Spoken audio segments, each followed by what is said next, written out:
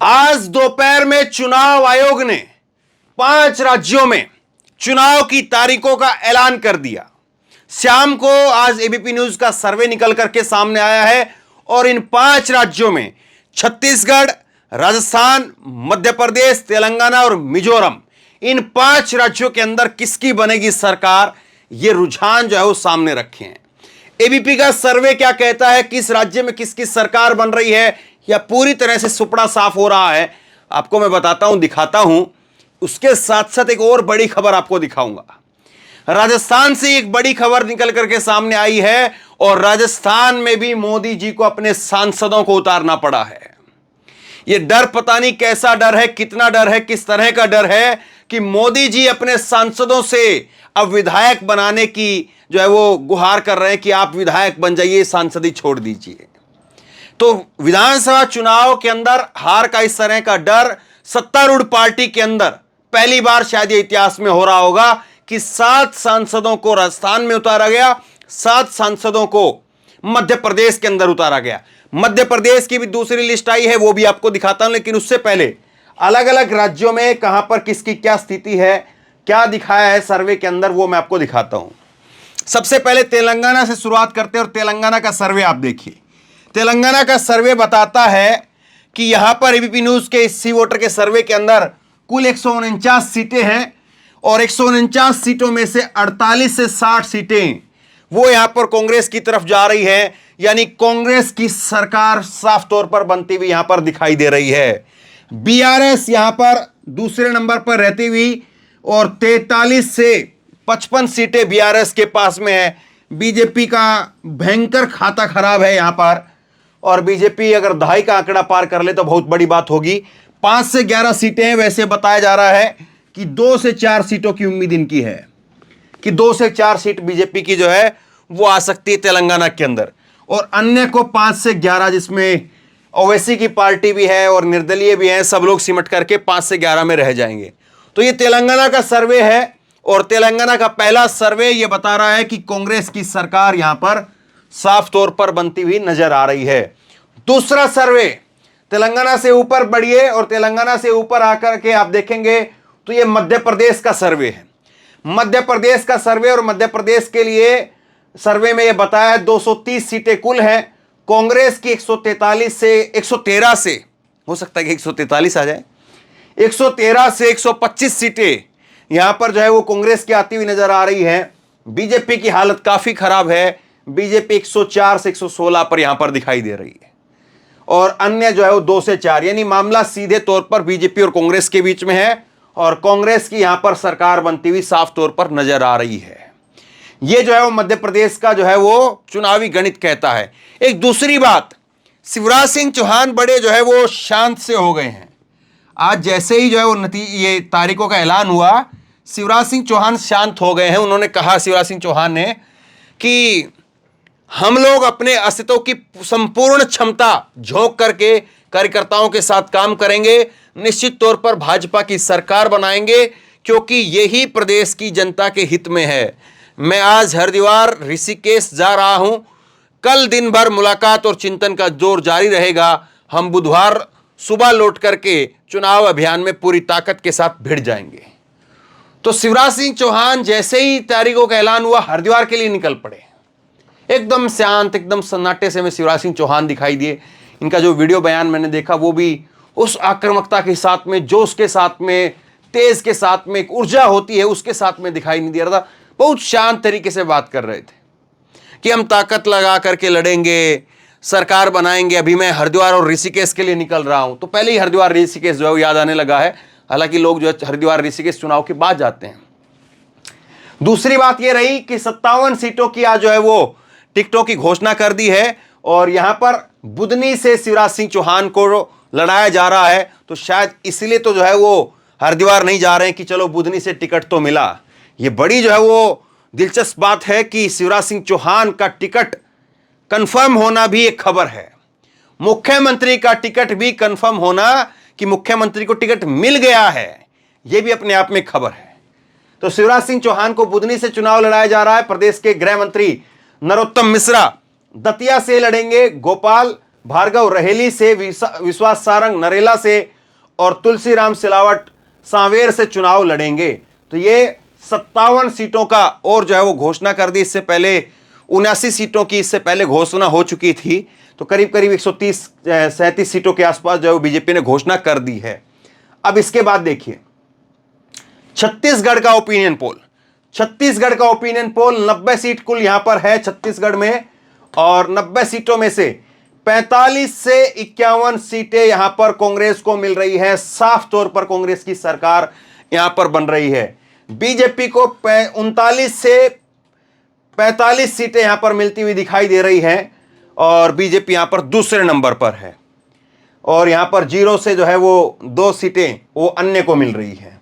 और इसके बाद में अगर आप बात करेंगे मिजोरम की, तो मिजोरम की 40 सीटें कुल हैं।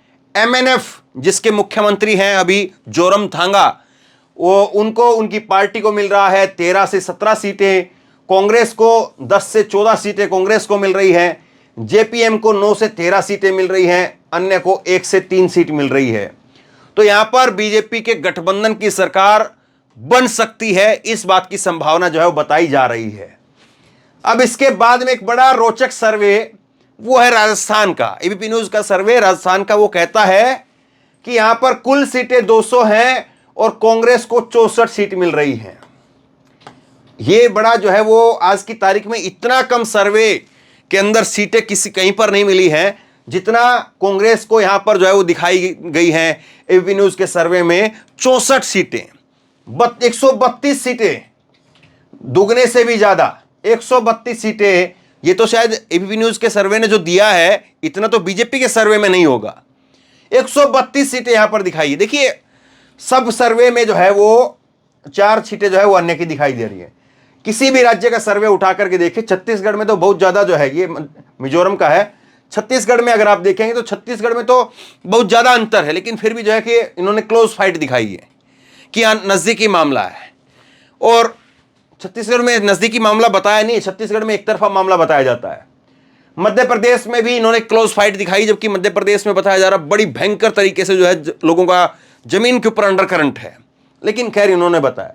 लेकिन यहां पर जो है, यहां पर दुगने से ज्यादा, यहां पर दुगने से ज्यादा जो है दिखाया जा रहा है 64 और 132। अब बताइए ये स्थिति आपको दिखाई देती है कहीं पर कि राजस्थान में किसी भी सर्वे ने, किसी भी अखबार ने, किसी भी पत्रकार ने आपको बताया हो कि राजस्थान में ऐसी हालत है कि वहां पर जो है वो 64 सीटें केवल कांग्रेस को मिल रही हैं और 132 सीटें बीजेपी को मिल रही है। और अगर यही बात है, 132 सीटें मिल रही हैं, तो आप इसको क्या कहेंगे?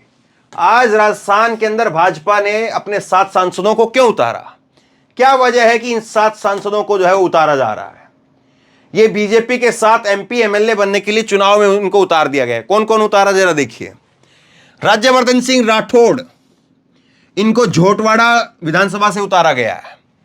इसी तरह से दिया कुमारी, उनको विद्यानगर से, बाबा बालकनाथ को तिजारा से, किरोड़ीलाल मीणा को सवाई माधोपुर से, भागीरथ चौधरी को किशनगढ़ से, देवजी पटेल को सांचौर से और नरेंद्र कुमार को खींचड़ से, नरेंद्र कुमार खींचड़ को मांडवा से उतारा गया है।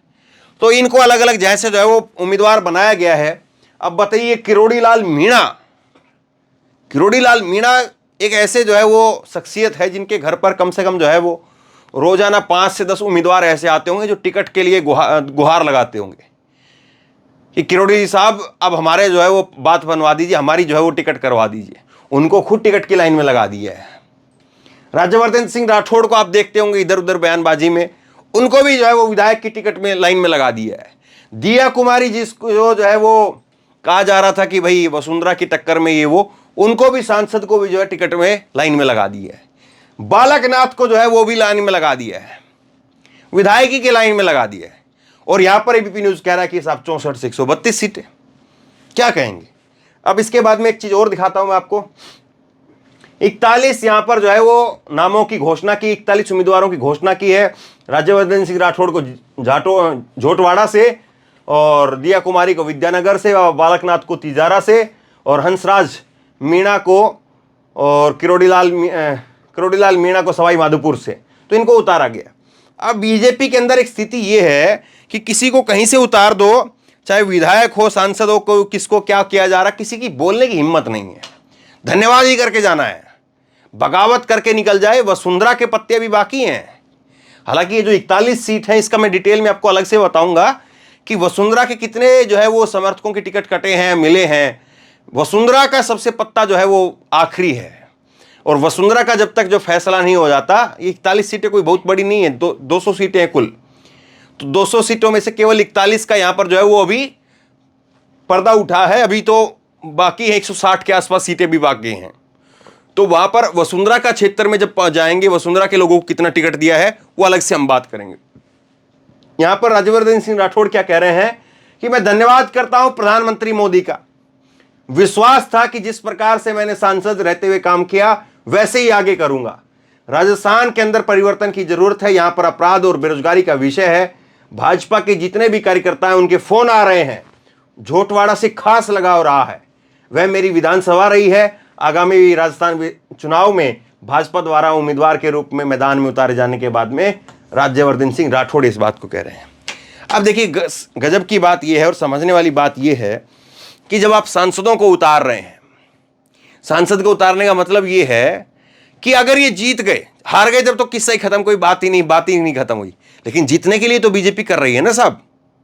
ये बीजेपी जो है यहां पर अपना जग हंसवाई के लिए तो नहीं कर रही होगी कि भी सातों को उतारा, सातों हार गए।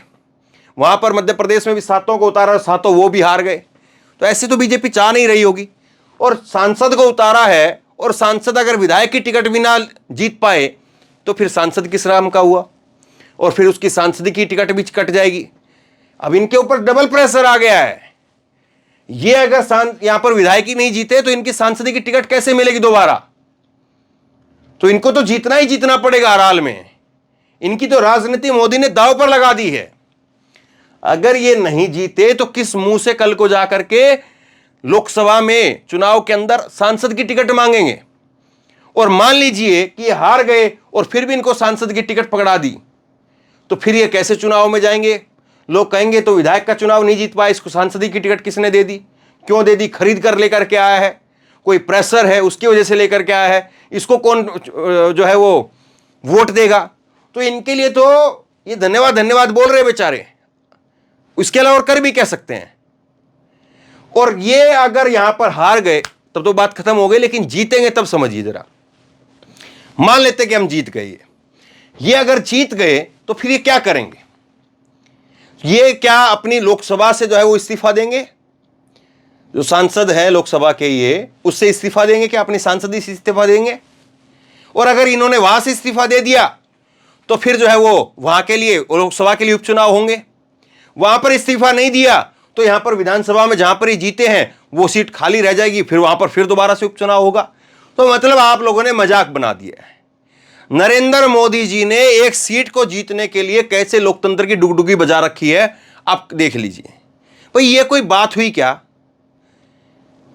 आप वैसे कह रहे थे, अभी ढोल पिटवा रहे थे 1 महीने पहले, एक देश एक चुनाव, खर्चा बहुत ज्यादा होता है। आप ये कर क्या रहे हैं यहां पर। आपके पास में फ्रेश चेहरा नहीं है क्या। आपके पास में ऐसे कोई उम्मीदवार नहीं, 200 उम्मीदवार भी नहीं है ऐसे राजस्थान के अंदर, मध्य प्रदेश के अंदर नहीं आपके पास में कि जिनको आप टिकट लड़ा सकें, टिकट देकर के चुनाव लड़वा सकें। ऐसे उम्मीदवार ही नहीं आपके पास में क्या। भाई ठीक है, समझ में आता है राजनीतिक पार्टियां कभी कभी जो है वो दाव खेलती हैं तो 1-2 को उतार भी देती हैं। आप 7-7 सांसदों को उतार रहे हैं, करना क्या चाह रहे हैं।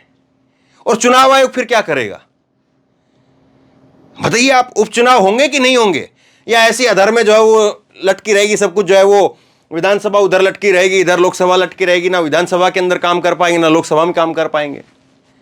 क्या करना चाह रहे हैं साहब आप। और फिर ये कह रहे हैं कि देखिए साहब 132 सीटें जीत रहे हैं, गजब की बात है। तो बहरहाल जो सर्वे है, जो नतीजे हैं वो तो सामने हैं ही हैं, लेकिन उसके पीछे कहां पर कितनी शक्कर गुड़ चीनी का इस्तेमाल किया गया है उसको भी अपने आप से जरूर समझ लीजिए। हमेशा मैं एक बात कहता हूं कि गोदी मीडिया जो बात कहे उसमें कम से कम 10-15 सीटें ये आप मान करके चलना कि घोलमेल जरूर होता है। क्योंकि 10-15 सीटों का अगर घोलमेल नहीं करेंगे तो फिर कैसे जो है किसको कहां पर खुश रख पाएंगे।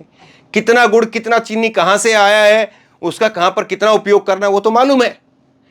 लेकिन फिर भी अगर आप देखेंगे तो कम से कम अगर इसके सर्वे को भी मान लें तो 3 राज्य ऐसे हैं जिसमें स्पष्ट तौर पर कांग्रेस की सरकार बन रही है। एक राज्य में गठबंधन है और गठबंधन किस तरह से रहेगा, कैसे रहेगा, अब चुनाव के बाद पता चलेगा।